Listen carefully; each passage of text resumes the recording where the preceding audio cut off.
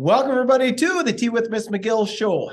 Happy holidays, happy Hanukkah, Merry Christmas, Happy New Year. It's the time of giving and to be appreciative, and we're appreciative of all of you, especially those of you that have subscribed this year. Those of you that have given us a like. As a matter of fact, if you take your index finger right now where you're consuming this and hit the thumbs up button if you're on YouTube, hit the like button if you're on Facebook. I don't know what it's like on Spotify because I don't have Spotify, but if you could subscribe and like right now, we'd really appreciate that. Again, we appreciate all of you. We couldn't do this without you. Like I said, especially those that have subscribed and liked, those of you that have sent messages, emails, we appreciate that. Keep the communication coming. We like that. We're in the heart of the season here, so we love coming here every week talking about high school hockey. And like I said, we couldn't do it without you. So this is really great. I am Puka, star of the show, Reed Larson, and same to you. Happy holidays, Merry Christmas. Here it is.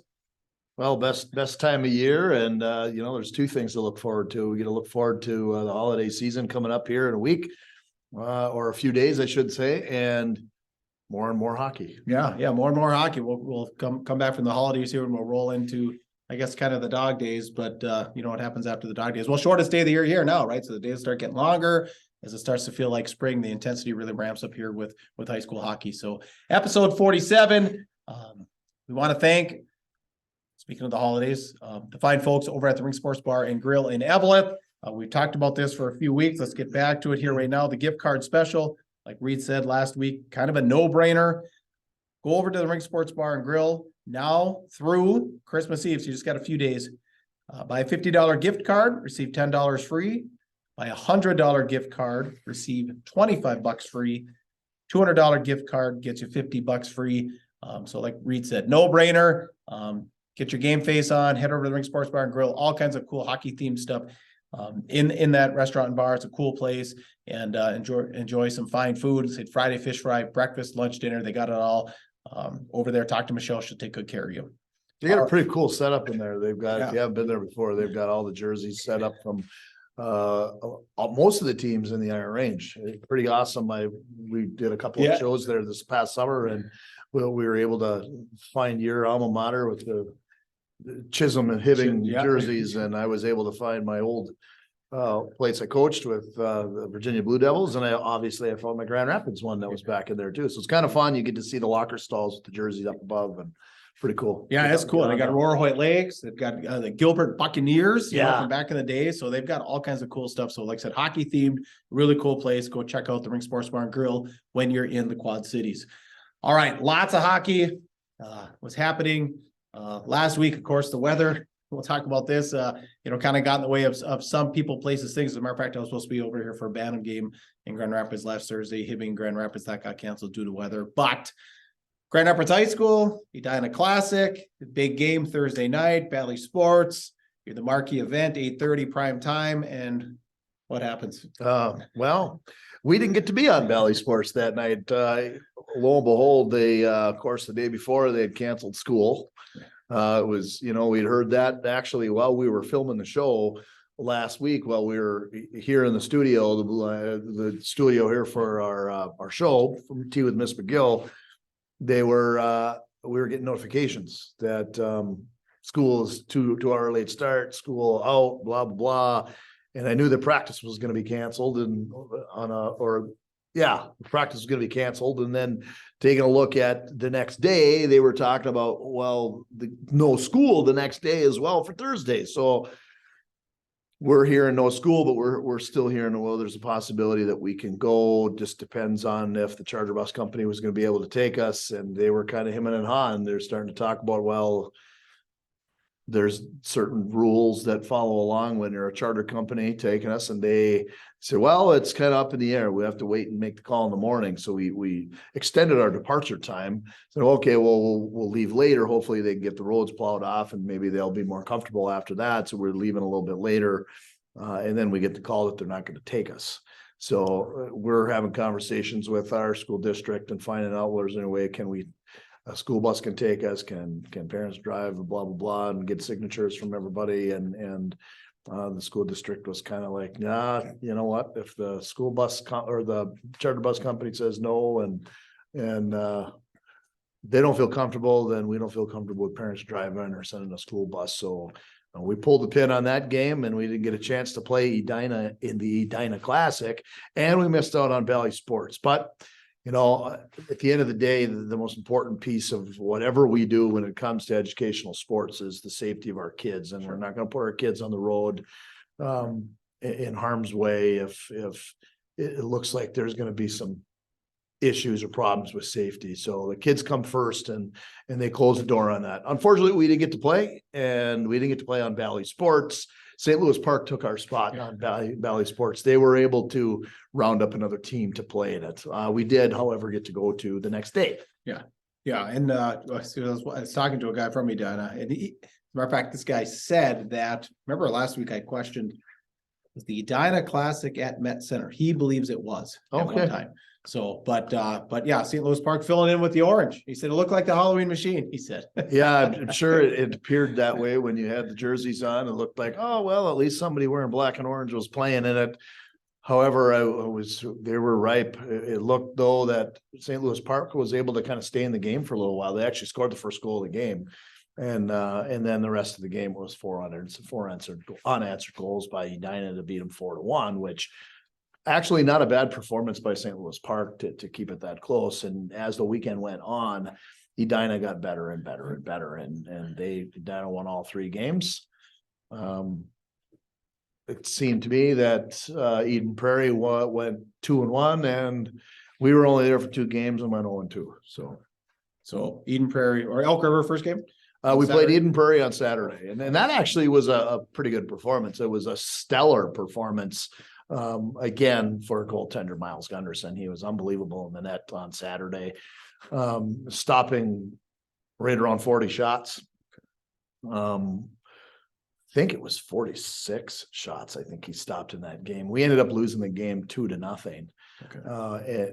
Nobody likes moral victories. It's not something that we say at the end of the day. A moral victory is still a loss in the LW column. Right. So we ended up with a loss that day. But we were encouraged that we were playing well enough. But the problematic area of our game was we couldn't find a way to put the puck in the net.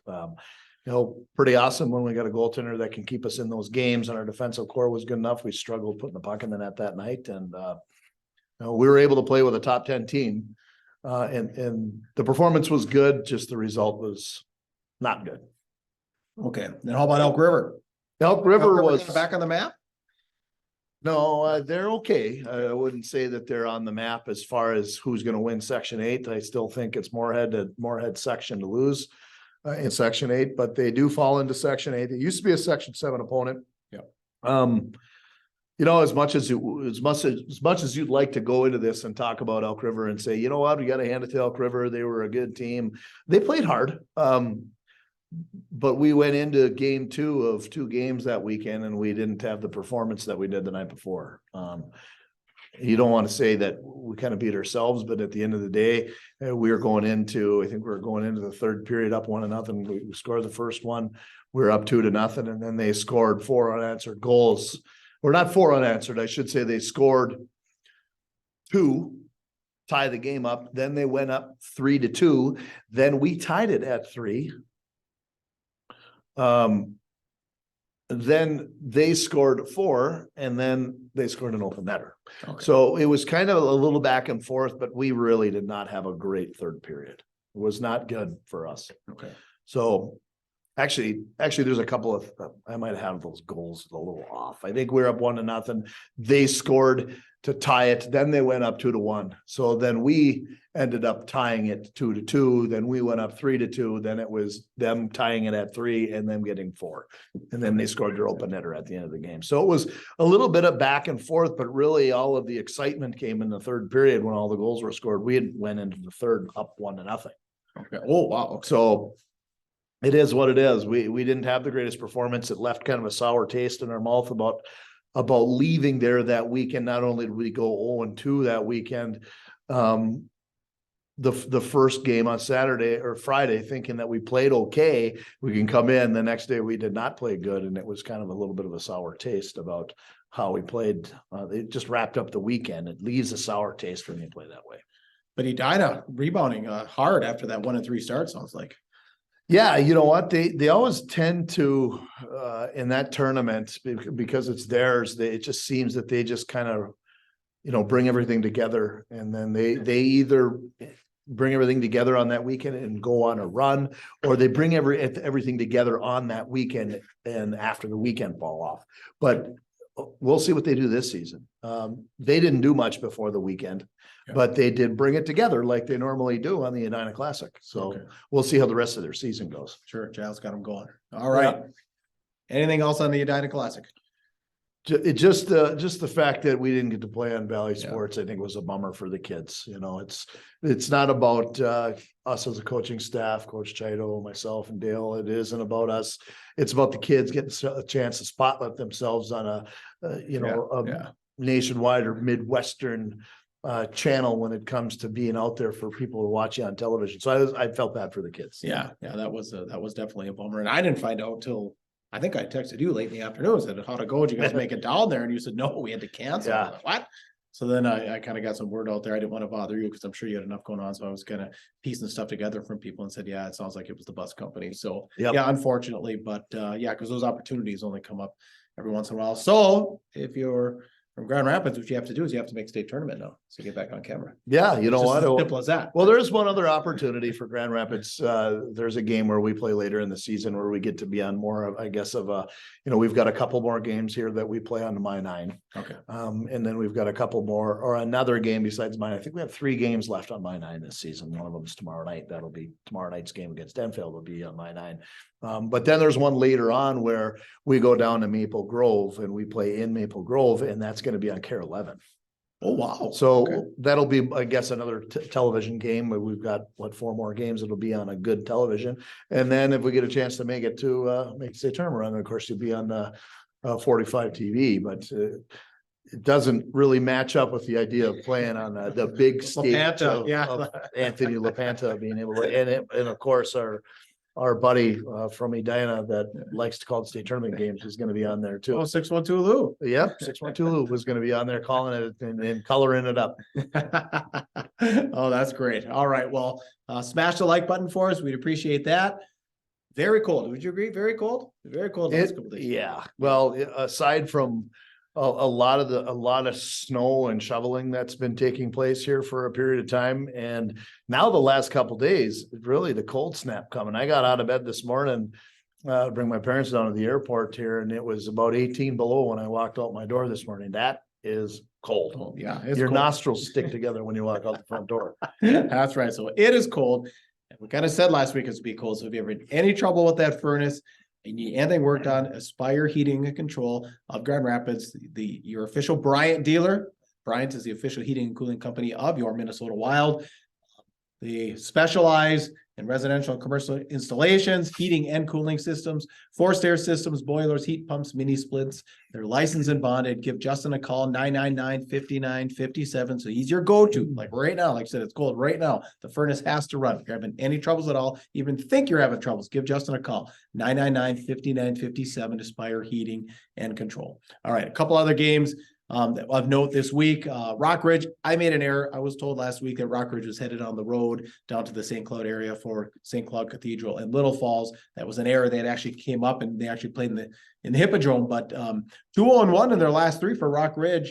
They downed Little Falls, they tied Little Falls 2-2. They beat upon Cathedral 6-3, which was a big win. And then last night down at Westman Arena, they took on the Superior Spartans and beat them 3-1. So a pretty successful weekend for Rockridge, or last 3 games. Yeah, well needed for that organization right now. We said it last week. Just stick around for a little bit. You're going to see some things turn around. It's still some growing pains with. After a year of an organization and getting combined, and Ben Johnson and company are going to get things going there. Just be patient. And it sounds to me like things are starting to come together over at Rockridge. That's a big win. We've played when I was a part of that staff there and coaching that program. We'd played St. Cloud Cathedral a couple of times and had never beat them before. So that's kind of a big feather in the cap. That's a team, if you don't remember correctly, that's a team that has won a state championship here in the last 5 years. Yeah, just against Greenway. Yeah, back in 19. That they'd won a state championship. So that's a feather in your cap when you can walk out here and say, okay, there's just a few years ago that this happened. Right. You know what? And it's always fun to beat the Superior Spartans. It's a team that's a top-notch team in Wisconsin. And they're, of course, within our Lake Superior Conference right now. Of course, Rock Ridge isn't in Lake Superior Conference yet. I would assume they're probably going to try to join next year. Hibbing has already joined. Yep. So they're in the area. And you know what? There's been a couple of times where there's been good games with Little Falls. There's been probably more losses than wins with Little Falls in the history of playing that team. Virginia has always played them. I don't know that they've always played Evelyn, but now that it's Rock Ridge together, now they take on that, and Little Falls always comes up here. So it's kind of nice. It's a team that loves to come up to the range and play, and they're continuing that tradition even with a new coach. And even with the co-op, the two programs together. So it's a tie, but it's nobody really, you can't complain about a tie, but you can't get all excited about it. You know, it's like, okay, we got a tie. We didn't lose. That's what you say. Yeah, right. But that's a good hockey program, and they've got some good players. Yeah. Last 10 years, Little Falls definitely put themselves on the map. Joey Hanowski is currently the coach for that. It's Oh. Ben Hanowski's younger brother. You know, of course, we know Ben Hanowski from being some of the record holders in the state through scoring goals for Little Falls way back in the early 2000, 2007, 2008 timeframes when he was ripping up the state and scoring, and then of course going on to playing college hockey at St. Cloud State and taking them down to the Frozen Four, and then moving on and playing professional hockey. So his little brother Joey took over for a long time. Head coach Tony Kuchar, who had been there for 20 plus years. Okay, awesome. Yeah. So congratulations to Rock Ridge on a successful weekend. Good for you guys. All right. Last night, big 7AA matchup, East and over. What you dig into that one? Well, I tell you, it opens up the section a little bit. I know there's been some interesting games here with some of the top notch rated AA teams in the state right now. There's a lot of teams that have been keeping their eye on Andover. Andover has played some of the top teams really close, has beat some of the top teams really close, has tied some of the top teams that are in there. And they made the trek. It was a double header at the Heritage Arena last night. The 5 o'clock game was the defending state champs Andover versus the Duluth East Greyhounds at 5 o'clock. And then right after that game was a rematch of the Section 7A championship between Hermantown and Duluth Denfeld. Back to back, some pretty good hockey games. And, the expectation I think for Andover is, hey, let's take over Section 7 right now. Let's go in there and continue to show people we're the top team in the Section 7 AA and go knock down Duluth East. And they went into a pretty hostile environment. From what I hear, it sounded like that Duluth East was playing with a chip on their shoulder. They're playing with an attitude, and this is probably to date the biggest win that Coach Steve Patosha has had at the helm of that position. The biggest win that program has had in a long time, from what I've seen. I like to follow the Dave Spihar Twitter page that's out there, and it's a parody page. Everybody thinks it's actually him, and it's not. He's out there tweeting about it, and Carl East is another guy who is involved with Youth Hockey Hub and does his blog on the MinHawk page and all that stuff. And he's talking about how big of a win this is for Duluth East. It's starting to put them back on the map. And that just in Grand Rapids just has us going, well, that's going to make our game a really big game when we get an opportunity to play Andover at the end of the year. But it's going to make another big game when we play game number 2 against Duluth East at Duluth East on January, I believe it's January 6th. We play them right after the break. That's going to make that a big game, and it leaves Section 7 wide open now. Yeah, so 5-1 win by the Greyhounds. Yeah, 5-1 W in pretty cool, because I watched some of the highlights from that game, and it's good to see that some of those kids have been grinding it out for the last year and haven't seen a whole heck of a lot of success for Duluth East are now starting to see some success right now, and they're excited. I mean, This is it's just getting rejuvenated for those Greyhound fans that are out there. Well, we talked about it. I think it was the first year, so we'll be moving on to year 3 of our show here in January. We'll start year 3. But I think it was 2 years ago, you were talking when Randolph was still there. They were playing the trap, remember? I mean, Yeah. that's how, I mean, the talent level had been drained at Duluth East, so they were actually trapping. I mean, Duluth East was the team 10 years ago. They just came at you and came at you. But so big turn of events here for the program. Yeah, good for them. It's good for them to see, and it's good for the section. You know, I think at the beginning of the year, if we sat down with all the coaches and everybody would precede the season, if they did that, they would say, okay, Andover is probably going to be the number one, and either Rapids or Duluth East is going to be number two. And you can go right down the line. There's some interesting teams that are in the section there, like Coon Rapids could make a run for things.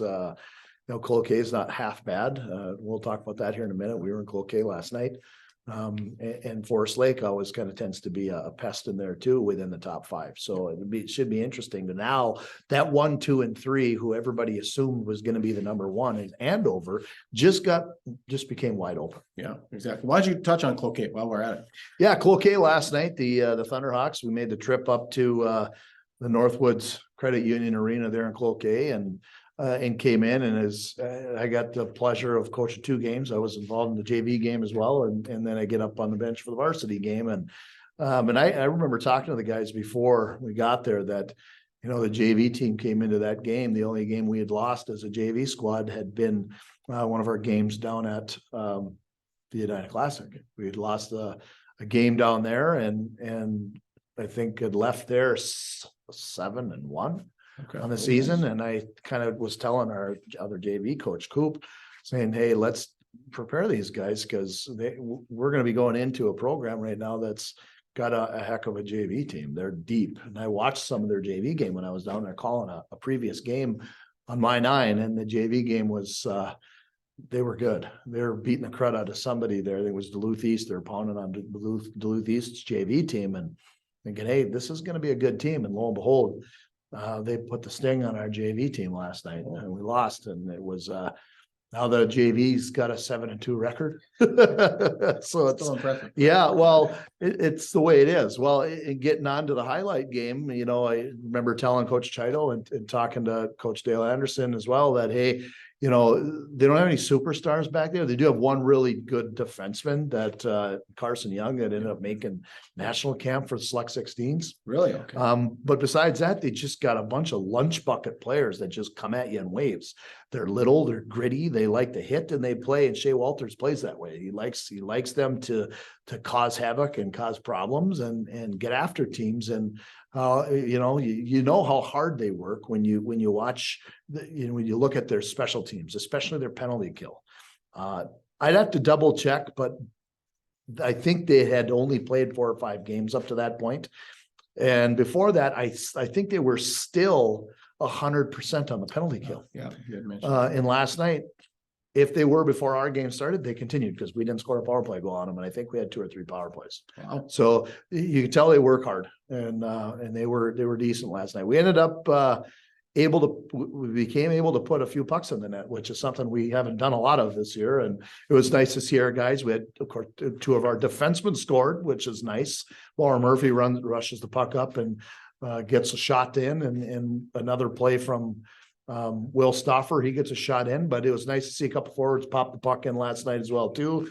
Kyler Miller buries a rebound that came from the point, and then Blaine Mortensen with a pretty darn awesome individual effort where he made a nice play around a guy, shot the puck, and it rolls up and then rolls down the back of the goalie and into the net. So pretty good for our guys to score 4 goals in a game. We haven't done a lot of that yet, and that should give guys a little bit of confidence moving into an important game tomorrow. Yeah. All right. Awesome. Any more on that one? Nope. All right. Iron Range Apparel. What are we? 21st, 22nd, 23rd, 24th.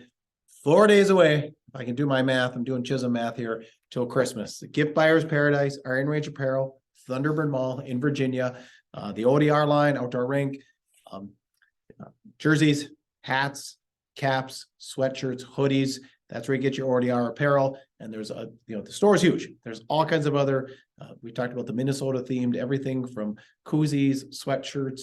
They got the lumberjack wear for especially like little kids that wear the lumberjack hat and little stuff, fleeces and stuff. So they've got all kinds of Minnesota themed, like coffee cups, everything you ever need. So if you still haven't, like me, if you still haven't started your Christmas shopping, Iron Range Apparel is the place to go. Like I said, you can find something for a 3-year-old, for a 33-year-old, and everybody in between, male, female, boy, girl, it doesn't matter. Iron Range Apparel, they got you covered. So check them out in the Thunderbird Mall.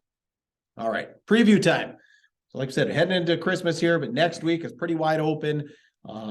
There's all kinds of hockey going on. Let's start with you hosting the Denfeld Hunters tomorrow night here at the IRA Civic Center. Yeah, it's Denfeld Hunters tomorrow night coming into Grand Rapids. A couple of key highlights on that one. That game is